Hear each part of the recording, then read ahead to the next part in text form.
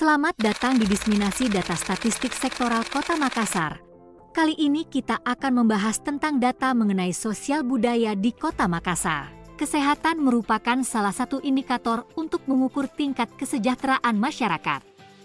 Keberhasilan pembangunan di bidang kesehatan dapat dilihat dari dua aspek kesehatan, yaitu sarana kesehatan dan sumber daya manusia.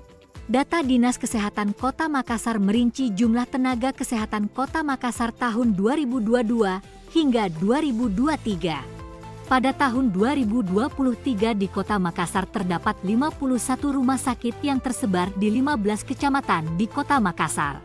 Untuk mempermudah masyarakat Kota Makassar memperoleh pelayanan kesehatan, juga terdapat 47 puskesmas yang tersebar di 15 kecamatan. Berdasarkan data dari Dinas Kesehatan tahun 2023, terdapat 2.734 balita stunting, 249 balita gizi buruk dan 1.591 balita gizi kurang dari 87.165 balita yang diukur. Salah satu program di bidang kesehatan yang dilakukan pemerintah sekarang adalah program Home Care. Program ini dirancang untuk memastikan bahwa tak ada warga yang mengalami masalah kesehatan tak tertolong dengan cepat. Indeks pembangunan manusia merupakan salah satu cara untuk mengukur keberhasilan kinerja suatu negara atau wilayah dalam bidang pembangunan manusia. Perkembangan Indeks Pembangunan Manusia (IPM) di Kota Makassar memperlihatkan angka yang semakin membaik. Berdasarkan data 4 tahun terakhir, nilai IPM cenderung mengalami peningkatan tiap tahunnya. Salah satu indikator kemajuan pendidikan suatu daerah adalah angka partisipasi sekolah (APS).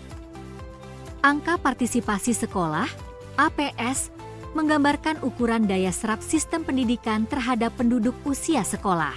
Berdasarkan data dari Dinas Pendidikan, tercatat angka rata-rata sama sekolah adalah 11,56 tahun dan angka harapan lama sekolah adalah 15,61 tahun.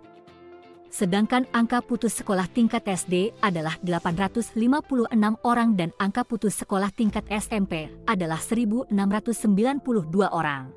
Jumlah sekolah baik swasta maupun negeri berdasarkan jenjang pendidikan yang tersebar di seluruh wilayah Kota Makassar. Pemerintah Kota Makassar juga memberikan perhatian yang cukup besar pada pendidikan informal, mengingat besarnya minat dan animo masyarakat untuk mendapatkan pelayanan pendidikan di jalur non-formal.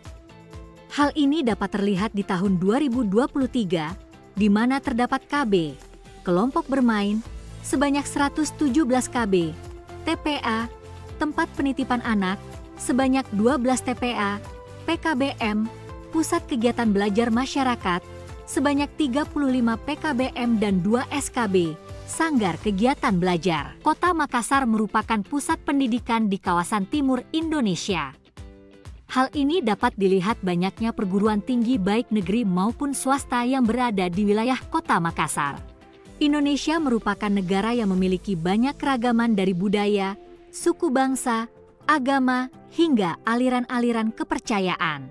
Di Kota Makassar terdapat beberapa agama yang diakui, yaitu Islam, Kristen, Katolik, Hindu, Buddha, dan Konghucu. Dari data statistik di Kota Makassar, jumlah sarana ibadah yang telah terbangun selama tahun 2023 sebanyak 1.734 unit. Pada tahun 2023 terdapat jumlah keluarga miskin 156.661 KK dan jumlah penduduk miskin sebanyak 423.836 orang.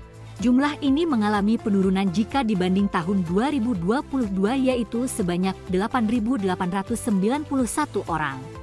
Kemiskinan menyebabkan munculnya berbagai masalah kesejahteraan sosial di masyarakat, khususnya di Kota Makassar. Berdasarkan data dari Dinas Pemberdayaan Perempuan dan Perlindungan Anak, tercatat pada tahun 2023, terdapat 1.729 kasus korban kekerasan pada anak dan perempuan.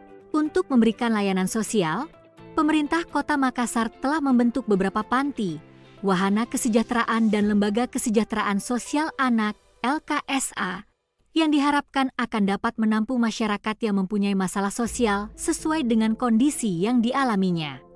Kota Makassar sebagai ibu kota Provinsi Sulawesi Selatan dan konsentrasi berbagai kegiatan, sekaligus memiliki basis ekonomi dan sumber daya yang relatif lebih baik, infrastruktur yang memadai serta daya tarik investasi di sektor-sektor produktif, menjadikan Kota Makassar memegang peranan dan fungsi penting sebagai pusat pelayanan, distribusi dan akumulasi barang, jasa dan penumpang, pendidikan, komunikasi dan informasi di kawasan timur Indonesia.